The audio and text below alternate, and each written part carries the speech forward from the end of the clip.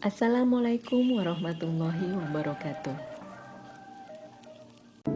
Imam Abu Hanifah yang dikenal dengan sebutan Imam Hanafi mempunyai nama lengkap Abu Hanifah Al-Nu'man bin Sabit bin Zuta Al-Kufi. Lahir di Kufah, Irak pada tahun 80 Hijriah atau 699 Masehi, bertepatan dengan masa Khalifah Bani Umayyah Abdul Malik bin Marwan. Beliau digelari dengan nama Abu Hanifah yang berarti suci dan lurus, karena sejak kecil beliau dikenal dengan kesungguhannya dalam beribadah, berakhlak mulia, serta menjauhi perbuatan-perbuatan dosa dan keji. Dan mazhab fikihnya dinamakan mazhab Hanafi. Ayahnya Sabit berasal dari keturunan Persia, sedangkan kakeknya Zuta berasal dari Kabul, Afghanistan. Ketika Sabit masih di dalam kandungan, ia dibawa ke Kufah, kemudian menetap sampai Abu Hanifah lahir. Ketika Zuta bersama anaknya Sabit berkunjung kepada Ali bin Abi Thalib, mendoakan agar kelak keturunan Sabit menjadi orang-orang yang utama di zamannya, dan doa itu pun terkabul dengan kehadiran Imam Hanafi. Namun, tak lama kemudian ayahnya wafat. Abu Hanifah tumbuh dan dibesarkan di kota Kufah. Kota inilah ia mulai belajar dan banyak menimba ilmu.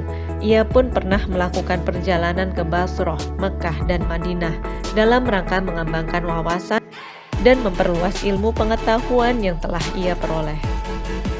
Ia hidup dalam keluarga yang soleh. Ia juga sudah hafal Al-Quran sejak masih usia anak-anak. Saat masih kecil, Imam Hanafi biasa ikut rombongan pedagang minyak dan kain sutra, bahkan dia memiliki toko untuk berdagang kain. Imam Hanafi dikenal sebagai orang yang haus akan ilmu pengetahuan, khususnya dalam ilmu agama. Menjadi seorang ahli dalam bidang ilmu fikih dan menguasai berbagai bidang ilmu agama, seperti ilmu tauhid, ilmu kalam, ilmu hadis, serta ilmu kesusastraan dan hikmah.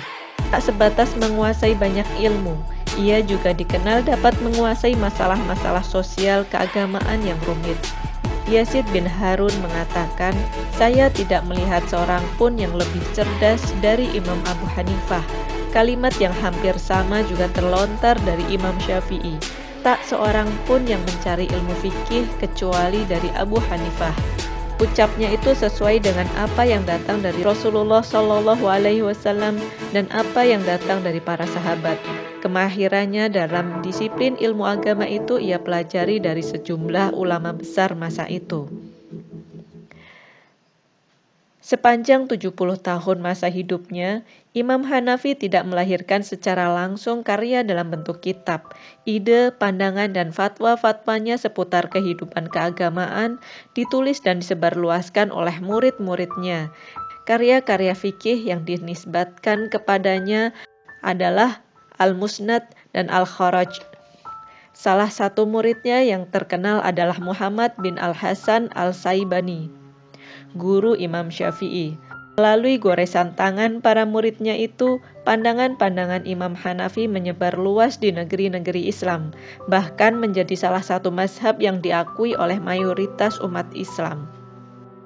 Di masa remaja, Imam Hambali mulai menekuni belajar agama dari ulama-ulama terkemuka di Kufah. Ia sempat berjumpa dengan 9 atau 10 orang sahabat Nabi, semisal Anas bin Malik, Sahal bin Sa'ad, Jabir bin Abdullah, dan lain-lain. Saat berusia 16 tahun, Abu Hanifah pergi dari Kufah menuju Mekah untuk menunaikan ibadah haji dan berziarah ke kota Nabi SAW, Madinah Al-Munawwarah. Dalam perjalanan ini, ia berguru kepada tokoh tabi'in Atha bin Abi Rabah yang merupakan ulama terbaik di kota Mekah.